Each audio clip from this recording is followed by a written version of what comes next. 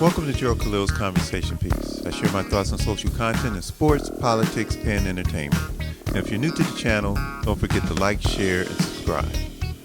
Well, the 2024-2025 NBA season is here, and I'm going to give you my predictions on which teams will make the playoffs. So here we go. Eastern Conference. Number 1, the Celtics. The whole team is running it back.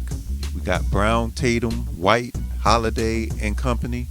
If Porzingis can stay healthy, they can go back-to-back.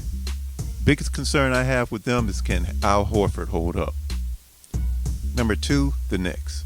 They added major pieces in Karl Anthony Towns and Mikal Bridges, but they also lost some toughness and depth in Julius Randle and DiVincenzo being part of the package to get Towns, and they also lost Isaiah Hartenstein in free agency.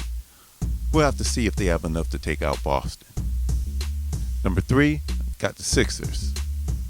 The upgrade to Paul George from Tobias Harris should help, but it won't get Embiid and Maxey to the conference finals, let alone the finals. Number 4, the Bucks. Now, I like Giannis. I like Dame. I like Bobby Portis. But this team is just too old to be a serious contender for a championship. Number 5, the Pacers. I like what they did last year in beating the Knicks in 6 games. The team has a lot of offensive power in Halliburton and Pascal Siakam. They need to shore up their defense if they want to climb up the standings. Number 6, the Cavaliers. I have them this low because they made no roster moves to improve the team. The only real change was firing Coach J.B. Bickerstaff and hiring Kenny Atkinson. Forward Max Strus is out for a while, so they'll need their backups to pick up the slack. Outside of Donovan Mitchell, I just think this team lacks toughness. Number 7, the Heat. This is a veteran team, and if they can stay healthy, they can move up the standings. Eric Spoelstra is arguably the best coach in the league, and with Jimmy Butler playing for a contract, don't be surprised if they make some noise. But they have serious concerns with their ability to score, and that's why I have them in the 7th spot. Number 8, the Magic. This team is on the come up. Probably should have won their first round matchup last year. They're a year wiser, and they have playoff experience under their belts. And with the addition of Kentavious Caldwell-Pope, it should help them improve this season.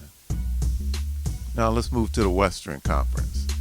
And I'll tell you, the West is stacked. Thunder, they're number 1. With the low-key additions of Isaiah Hartenstein and Alex Caruso, OKC, they may have the best team in the West. Number 2, the Nuggets. They look to bounce back from their second-round loss to Minnesota. They added Russell Westbrook but lost Kentavious Caldwell-Pope. Still a championship team, though, with Jokic and Murray. Number 3, the Timberwolves. This team has a slightly new look with the addition of Julius Randle and the departure of Karl Anthony Towns.